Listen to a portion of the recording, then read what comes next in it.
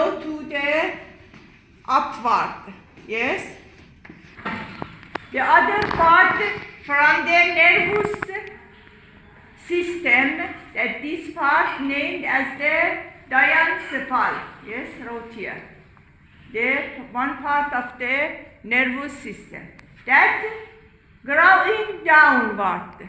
Yes, one of the upward, another one downward from the roof of the oral cavity, floor of the diencephalon, and finally they attach together and form the pituitary gland. Because the origin of the pituitary glands are two, yes, the microscopic structures and the function of the pituitary glands also have two types.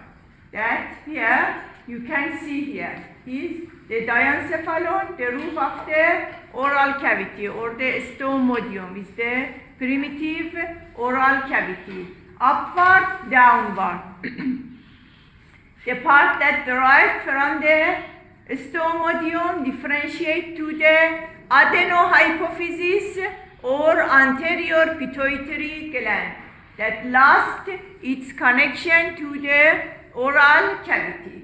But the part that derived from diencephalon, as you see, maintain its connection to the diencephalon that form the infundibulum or the stalk, and this part finally differentiate to the posterior pituitary glands or neurohypophyses. Yes, the diencephalon is a part of the nervous system. Neurohypophysis, adenohypophysis. That the neurohypophysis main structures are similar to the nervous tissue, and adenohypophysis cells store their products as cytoplasmic process in the cells. Finally, the pituitary glands develop as these structures. Adenohypophysis or anterior pituitary glands, the posterior part, yes, in the anatomical position, posterior pituitary glands or neurohypophysis. This part, yes, derived from the floor of the diencephalon. Anatomically have two parts,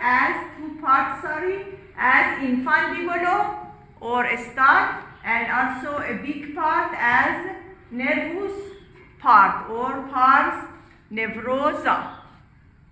These two parts is posterior or neurohypophysis as pars nevrosa and also infundibulum. The anterior portion as anterior pituitary glands or adenohypophysis have three parts, as pars distalis, that is the biggest part, this part that surrounded incompletely infundibulum named the pars tuberalis, and between of the adenohypophysis and neurohypophysis, this part named as the pars intermediate or pars intermedia. Here is called, yes. That in some animals, such as reptile, this part is well developed and named as the intermediate hypophysis.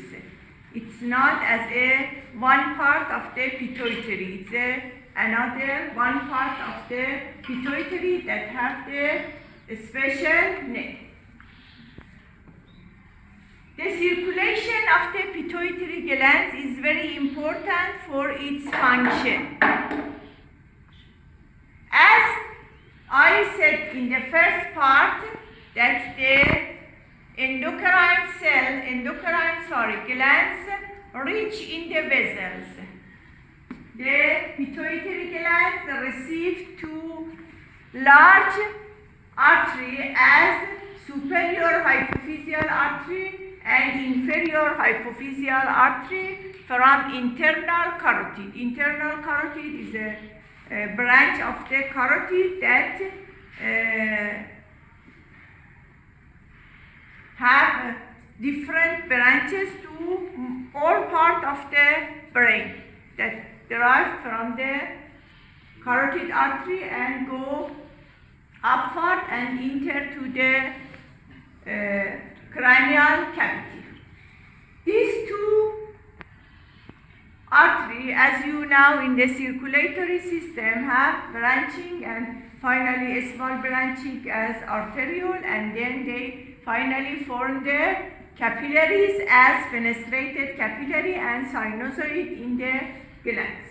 But as you see here, the superior pituitary glands, yes, have branching to the infundibulum, yes, and also to this part, to the posterior lobe. And the inferior have branching to the posterior. And the anterior pituitary glands don't receive directly branch from these two arteries.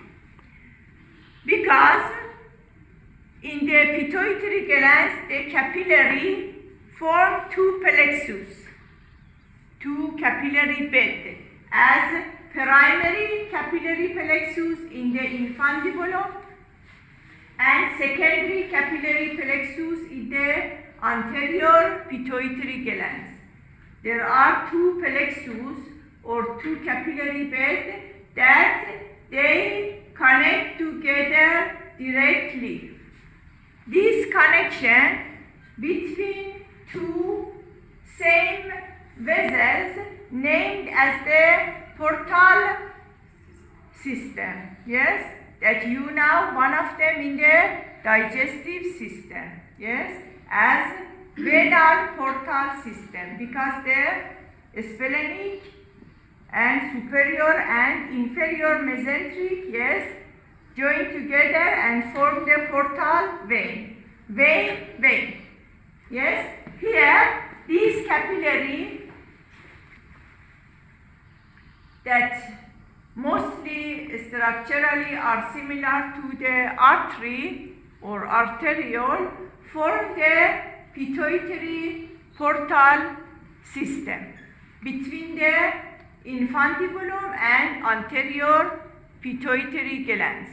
It means that the products that are here in the primary plexus directly transfer to the anterior lobe or in the distal part of the pituitary glands and form a portal system in the pituitary glands as hypophyseal portal system, that some hormones transfer by this portal system, and this connection between these two plexus is necessary for the transferring of some hormones from the infundibulum to the pituitary glands.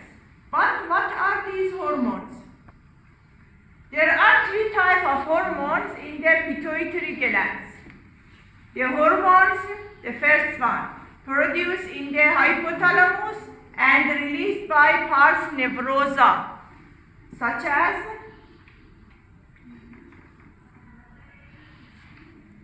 the neurons are in the supraoptic and paraventricular nuclei, produce the oxytocin and vasopressin.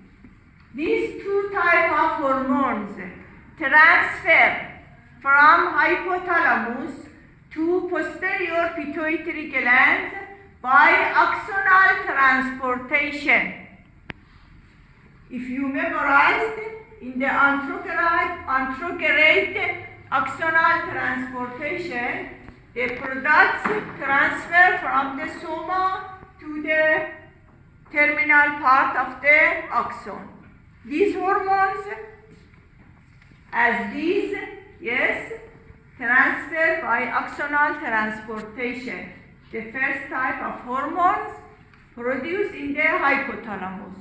But we know them as the pituitary glands hormones, posterior pituitary.